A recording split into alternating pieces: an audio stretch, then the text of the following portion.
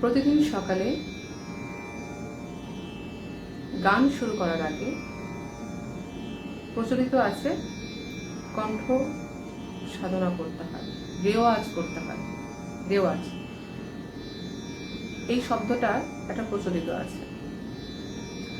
কিছুক্ষণ আমি যেটা করলাম, এইভাবে স্বরগুলোকে, মন্দ শব্দকে, মানে উদারাতে যদি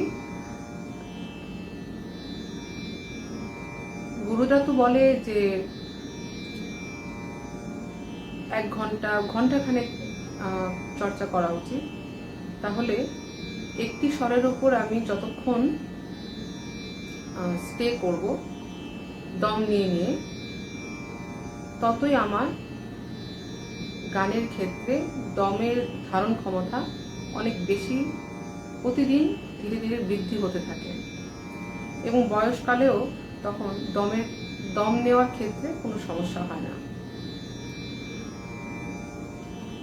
রেওয়াজ এমনই একটা বিষয় সঙ্গীতের ক্ষেত্রে, যেটা অবশ্যই যারা সঙ্গীত শিল্পী বা শিক্ষার্থী তাদের প্রত্যেকের ক্ষেত্রে এটা খুবই খুবই প্রযোজ্য। কেমন আছো তোমরা? পুজোর ছুটি শেষ হয়ে গেল, আবার নারায়ণগঞ্জ হাই স্কুল অ্যান্ড কলেজে অনলাইন ক্লাসে আমি তোমাদের সঙ্গীত শিক্ষিকা হাজির হয়ে গেলাম। 7ম শ্রেণীর সকল ছাত্রছাত্রীদেরকে স্বাগতম জানাচ্ছি। আশা করি সকলেই তোমরা ভালো আছো। পুজোর দিনগুলো খুবই আনন্দে কেটেছে। আজকে আমি তোমাদের সাথে সঙ্গীতে তাল নিয়ে, যে তালের ব্যবহার হয়, সে তাল কি, সে নিয়ে একটু আলোচনা করব, সংক্ষিপ্ত আলোচনা করব। তাল শব্দটা এসছে, এটা সঙ্গীতের একটা ক্ষেত্রে এটা ব্যাকরণের নাম দেওয়া হয়েছে, কিন্তু মূলত হচ্ছে ছন্দ। ছন্দ থেকে তারপর আমরা তাল শব্দটাকে আমরা বলি, কিন্তু মূলত কিন্তু ছন্দ আমরা প্রতিনিয়ত আমাদের আশেপাশে চারিপাশে আমরা কিন্তু শুনতে পাই বা আমরা উপলব্ধি করতে পারি, যদি একটুখানি আমরা খেয়াল এবং সজাগ হয়ে খেয়াল করি। তাহলে প্রকৃতির মধ্যে আমরা প্রতিনিয়ত একটা ছন্দ আমরা শুনতে পাবো। ঘরে আমরা যদি খেয়াল করি, যে ঘড়ির যে কাঁটা, দেয়াল ঘড়িটাকে যদি আমরা একটু লক্ষ্য করি, সেখানে সেকেন্ডের কাঁটাটাকে খেয়াল করবে যে কিভাবে একটা নির্দিষ্ট সময়ের মধ্যে, পরিমাপের মধ্যে কিন্তু এটা চলছে।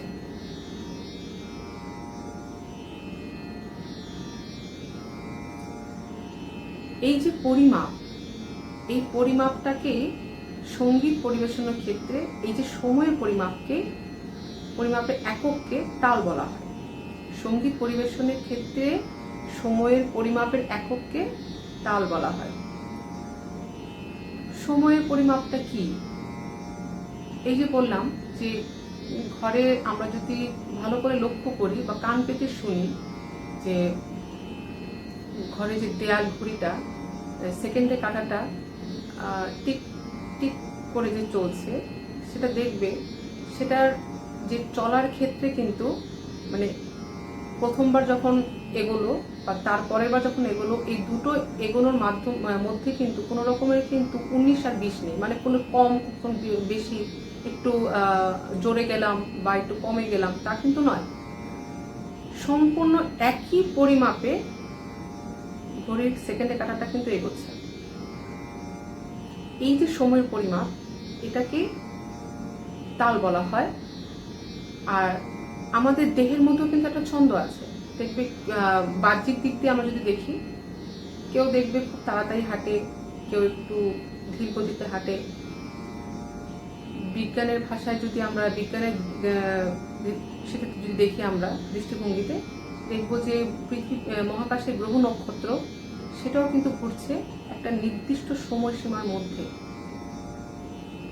একটা নির্দিষ্ট সময়সীমার মধ্যে কিন্তু সম্পূর্ণ পৃথিবী, মহাকাশে গ্রহ নক্ষত্র সব কিছু কিন্তু একটা সময়ের পরিমাপে চলছে। সঙ্গীতের ক্ষেত্রে এই যে সময়ের পরিমাপটাকে একটা সুসংগঠিতভাবে সাজিয়ে নেওয়া হয়। কোনো গান যখন আমরা গাই, দেখবে গানের কথাগুলোও কিন্তু একটা ছন্দ বহন করছে, এবং সেই ছন্দটাকে লক্ষ্য করেই কিন্তু তবলায় তাল কিন্তু বাজানো হয়। সেই ছন্দটা কখনো 4-4 ছন্দে থাকে, সেই ছন্দটা কখনো 3-3 ছন্দে থাকে, সেই ছন্দটা কখনো 2-3 ছন্দে থাকে।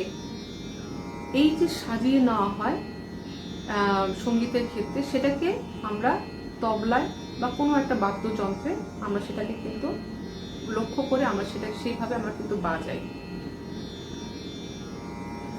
তো যখন কোনো সঙ্গীতে ক্রিয়া পরিবেশিত হয়, তখন একটি নির্দিষ্ট সময়সীমা অনুসৃত হয়। ওই সময়সীমার আদি প্রান্ত হতে শুরু হয়ে শেষ প্রান্তে এসে পুনরায় আদি প্রান্ত হতে শেষ প্রান্ত পর্যন্ত আবর্তিত হতে থাকে। এই যে আদি প্রান্ত হতে শেষ প্রান্ত পর্যন্ত যে পরিমাণ সময় অতিবাহিত হয়, ওই সীমাকৃত সময়টিকে তাল বলা হয়। আমি বিস্তারিতভাবে যেটা বললাম, আবার একটা সংক্ষিপ্তভাবেও বললাম তাল বলতে কি বোঝায়। উত্তরটা যে ওই যে একটা নির্দিষ্ট সময়সীমা বেঁধে দেওয়া হয়। যেমন ত্রিতালের ছন্দটাকে আমি বলি 16 মাত্রা, ধা ধিন ধিন ধা, ধা ধিন ধিন ধা, না তিন তিন না, পেটে ধিন ধিন ধা, ধা ধিন ধিন ধা, ধা ধিন ধিন ধা, না তিন তিন না, পেটে ধিন ধিন ধা। এই যে আমরা ঘুরছি ধা ধিন ধিন ধা থেকে বলে 16 মাত্রা কিন্তু আমরা যাচ্ছি। 16টা মাত্রা কিন্তু এখানে সাজিয়ে নেওয়া হয়েছে, এবং ঠিক এই 16 মাত্রাটা শেষ হওয়ার সঙ্গে সঙ্গে কিন্তু আমরা আবার সেই 1 নম্বরে ফিরে আসছি, মানে শুরুতে ফিরে আসছি। এই যে আমরা ঘুরছি শুরু থেকে, আদি থেকে শেষ প্রান্ত পর্যন্ত, আবার আদিতে চলে আসলাম, আবার শেষে যাচ্ছি, আবার ঘুরেই আদিতে আসছি। এই যে একটা পরিমাণ সময়, মানে 16টা মাত্রা, এটা তো একটা পরিমাণ, এটা তো একটা পরিমাণ। এই যে একটা পরিমাণ আমাকে বেঁধে দেওয়া হয়েছে, এই পরিমাণের মধ্যে আমরা কিন্তু ঘুরছি। গানটাও কিন্তু ওই ঠিক এই পরিমাণের মধ্যেই কিন্তু গানটা শুরুও হবে, শেষও হবে। এটা গেল 16 মাত্রা, 4-4 ছন্দ করে যাচ্ছে, আবার 3-3 ছন্দে আছে। ধা ধি না, না তে না, 1 1 2 3 4 5 6, 1 2 3 4 5 6। এই যে 3-3 ছন্দে যাচ্ছে, কিন্তু এটার বিভাগটা হচ্ছে 3 এবং 3, 1 2 3 4 5 6। একটু কিন্তু আলাদা হয়ে গেল। আগের যে আমরা তালটা নিয়ে আলোচনা করলাম, ছন্দটা বললাম, 16 মাত্রাতে সাজালাম, এটা কিন্তু 6 মাত্রার মধ্যে সাজালাম, 3-3 ছন্দ করে। বিষয়টা কিন্তু অনেক মজার। এমনও অনেক গবেষক আছেন, পণ্ডিতগণ আছেন, যারা শুধুমাত্র এই ছন্দ এবং তাল নিয়ে শুধু গবেষণা করেন। এটার মধ্যে তারা নিত্য নতুন গবেষণার পর নিত্য নতুন আবিষ্কার করছেন, ছন্দ তৈরি করছেন, একটা ছন্দের সাথে আরেকটা ছন্দকে মেলবন্ধন করছেন।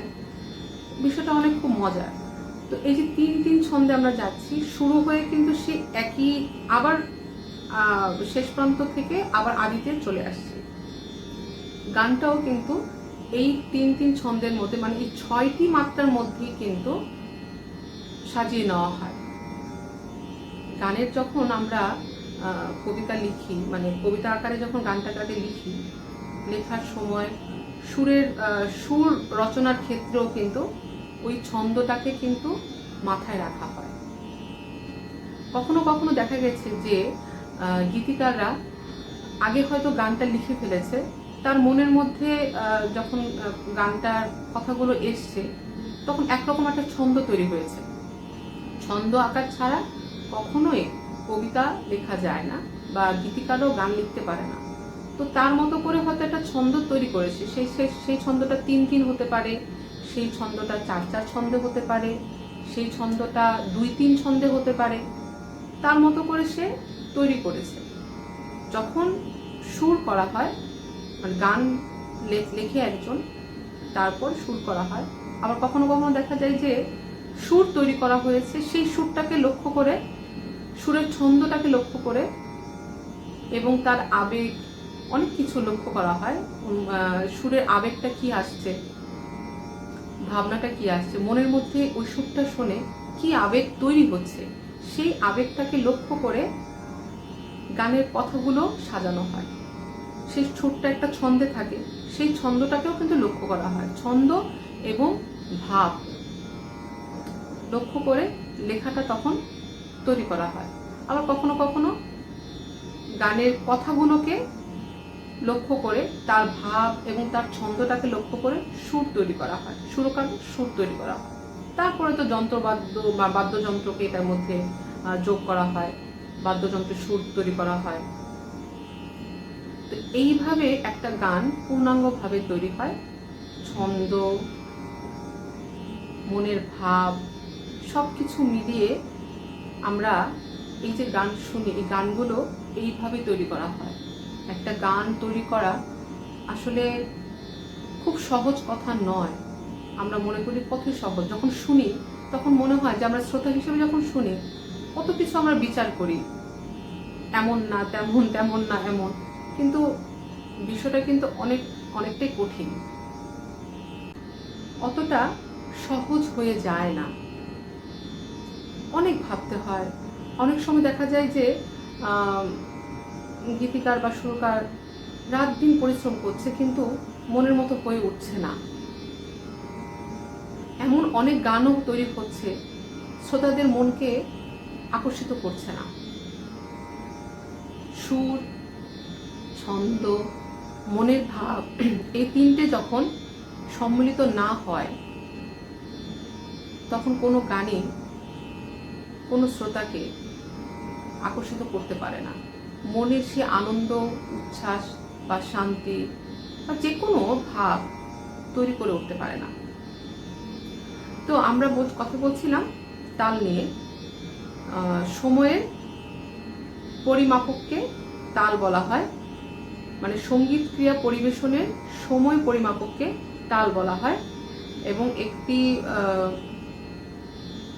তালের সময়সীমা আদি প্রান্ত হতে শুরু করে শেষ প্রান্ত এসে যদি পুনরায় আদি প্রান্ত হতে শেষ প্রান্ত পর্যন্ত আবর্তিত হতে থাকে, এই যে সীমাকৃত সময়টিকেই তাল বলা হয়। তাল 2 প্রকারে আমরা তৈরি করি, গানের ক্ষেত্রে আমরা ব্যবহার করি, সেইভাবেই গবেষণা করে আবিষ্কার করা হয়েছে। একটা হচ্ছে সমপদী তাল, একটা হচ্ছে বিষমপদী তাল। সমপদী তাল কিছুটা নিশ্চয়ই বুঝতে পেরেছ, যে ভাগগুলো, মানে যে ছন্দটা সমান সমান ভাবে যাচ্ছে, 4-4 ছন্দে, ধা ধিন ধিন ধা, ধা ধিন ধিন ধা, না 3-3 না, তে তে ধিন ধিন ধা, 1 2 3 4 5 6 7 8 9 10 11 12 13 14 15 16, এটা 4-4 ছন্দে যাচ্ছে সমান সমান। আরেকটা যখন দেখলাম ওটাকে ত্রিতাল বলা হয়। আরেকটা বলা হচ্ছে দাদরা, 3-3 ছন্দে যাচ্ছে, 1 2 3 4 5 6, 1 2 3 4 5 6, 1। এই যেখানে শেষ হলো 3 3 ছন্দে, এটা ওটা সমপদী তাল। তো এখন বিষমপদী তাল, ভাগগুলো অসমান থাকবে, 2 3 2 3 ছন্দে থাকে। 13 তালের ক্ষেত্রে ছন্দটা হচ্ছে 1 2 3 1 2 1 2 1 2 3 1 2 1 2। ধি ধি না ধি না ধি না ধি ধি না ধি না ধি না, ঘুরে কিন্তু আমরা সেই আদিতে চলে আসছি। আদি থেকে শেষ, আবার শেষ থেকে আদি, এই যে আবর্তিত সময়, এই যে নির্দিষ্ট একটা সময়, এই সময়ের পরিমাপকে তাল বলা হচ্ছে। আশা করি তোমরা একটু বুঝতে পেরেছো।